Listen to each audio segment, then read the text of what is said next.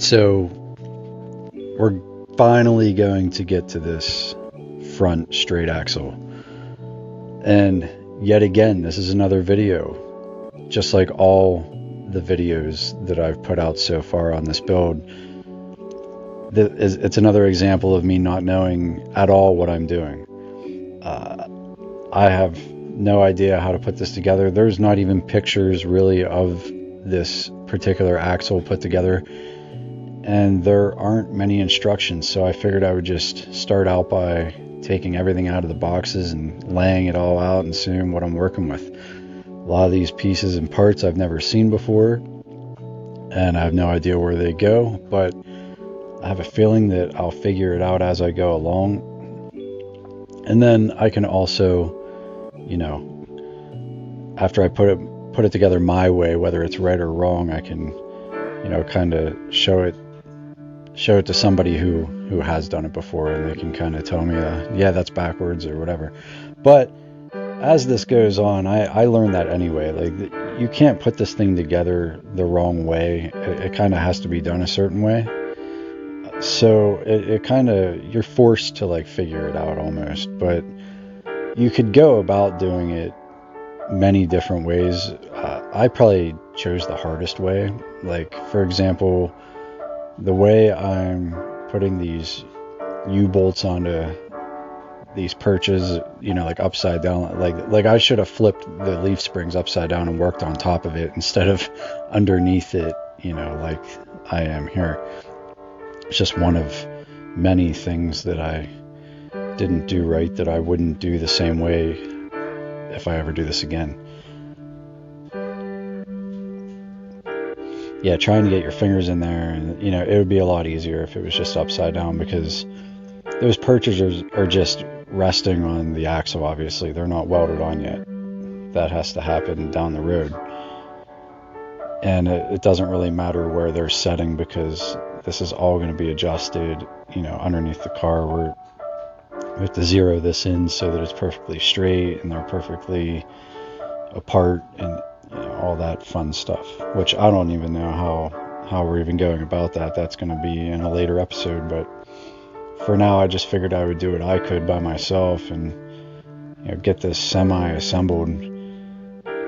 There is a video on it's a very generalized, brief video on how to do this from Speedway Motors, but they're putting together a Nova, I believe it was, so it's a different front end, and it's definitely, from watching the video, you can't, it's very generalized. Like, you can't really see what they're doing and stuff.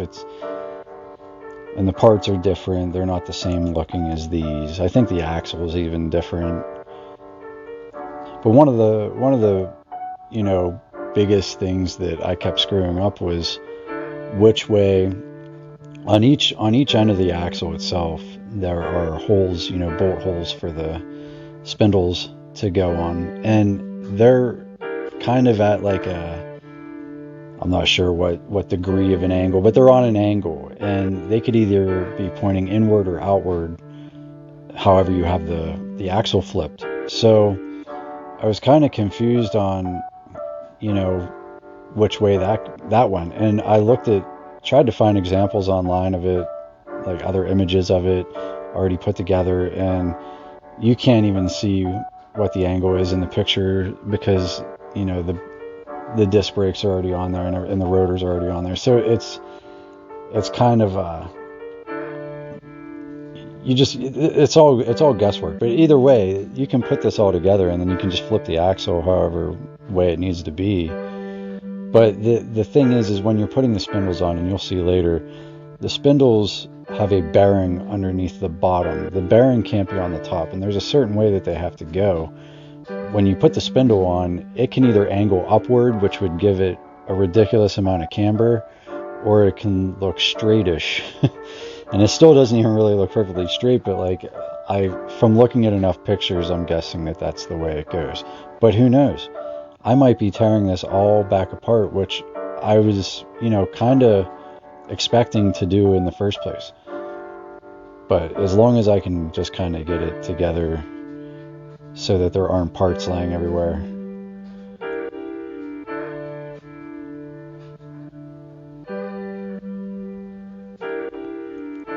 And a lot of you guys are probably going to wonder, like, why even waste your time doing this if you don't even know if it's right, and you know you could screw something up and it could be dangerous.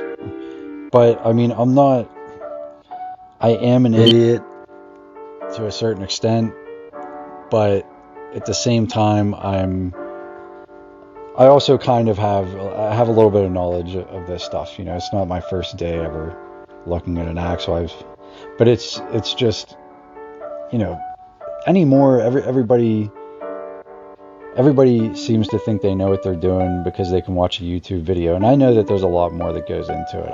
I know a little more than what I give myself credit for, but at the same time, I don't know as much as someone who's been doing this for 30 to 40 years. You know, I can't say, you know, someone who's been doing this, someone who builds gassers for a living would watch this and be like, man, kid, you don't know anything. You're doing everything backwards and horribly wrong. You're not supposed to torque those. You're probably supposed to, you know, or you're like, God knows, you know, everything's probably ass backwards, and it is. This whole build is, but that's how I'm learning. You know, I'm learning by making a million mistakes and by being corrected, and it's working out so far. But speaking of, you know, making mistakes and going back and doing things ass backwards, the rear end that I just put together and went through all that trouble with, it's getting upgraded to 373 gears, and I figure I'll do it before we weld the perches on and put it back up into the car, you know, do it while the axle's off. So, and I just went through all that. I just put $150 into a rebuild kit for the S spring and all that. But yes, it's all getting torn back apart. But I'm not doing it this time. My buddy is installing it. The same guy that built the engine that you haven't seen yet, but you will soon. Actually, maybe when I take the axle to him to put these gears in, maybe I will take a picture of the engine and show it in the next video or something. But anyway, yeah, ass backwards, man. Everything I do is wrong or wrong-ish. And yeah, this is definitely not a trade you can jump into, and you don't just decide one day I'm going to build a car, and you're not going to do everything perfectly. You know, you're going to learn from every single step of the way, like I am.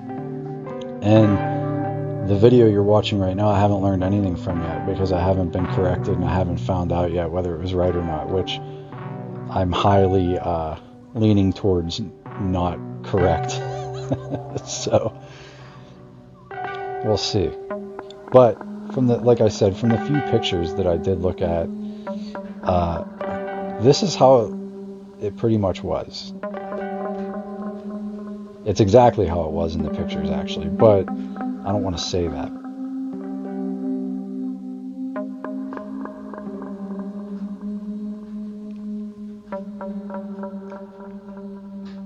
A lot of this stuff is self-explanatory, like, I don't know what you call these pieces. I'm sure someone will comment on it, but they, you know, like, you can just see by the photo that that's how they go. And all these nuts are lock nuts. You know, they're really hard to get on, so they're not coming back off. But one thing that I do know is, even though I'm using an impact, I'm not tightening them the whole way, because you don't want them to be solid and stiff. You want to be able to move them so you can adjust them.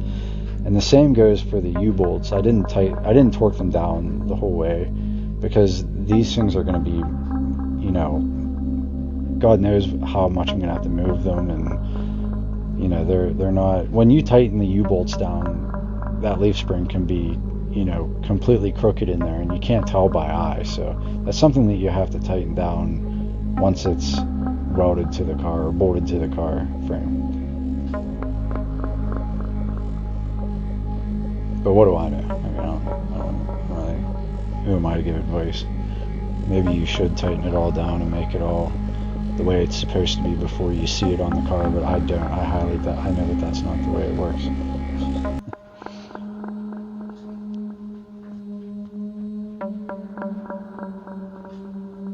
Yeah, I would hope that, like, if anyone watches these videos, like, this should be an example of, like, all of my videos should be an example of what not what not to do on a car build. Like, I should probably rename this whole series, like, you know, do not copy or do not recreate any of my actions.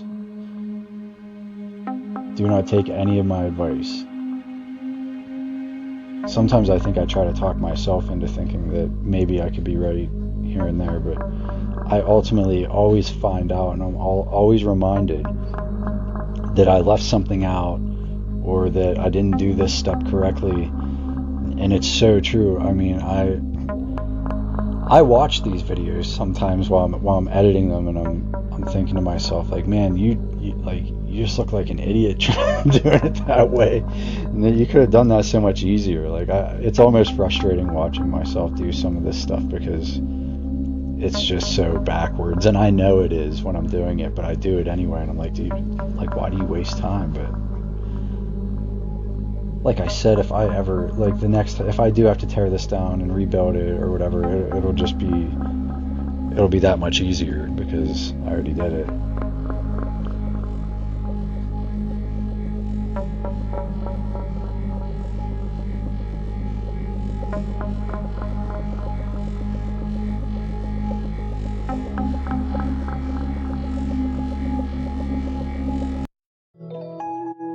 See, like last week, I didn't know anything about rear ends at all whatsoever. Now, I'm not an expert on them, but I'm pretty confident in tearing mine apart and putting it back together correctly. And it's, hopefully it's the same thing with this. Like, once I figure out how all this goes and how this all goes.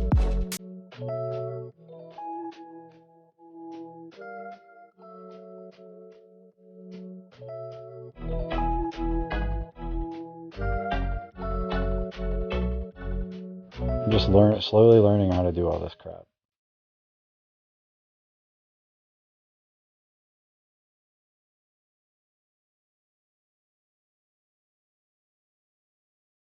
These spindles, like I said earlier, see how the bearing is down on the bottom portion of it.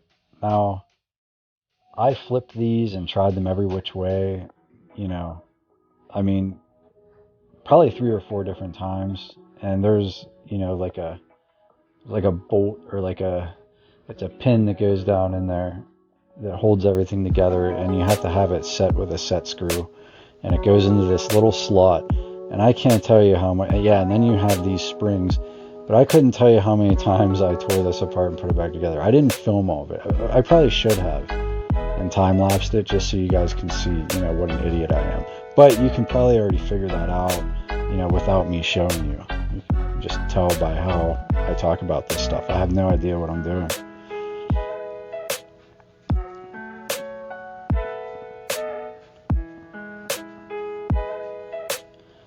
I just think that too many people make these videos and pretend like they do know what they're doing when they really don't, and they're like really rigging it in a certain way to where it's like it can be dangerous, and kids are, copying and building, replicating what these people are doing, and it's kind of horrible if you think about it. So I'd rather just be right out there, right up front, and say, like, don't do what I'm doing here. This is probably anything I do on this entire series is probably not right, But with that being said, stay tuned for the next one.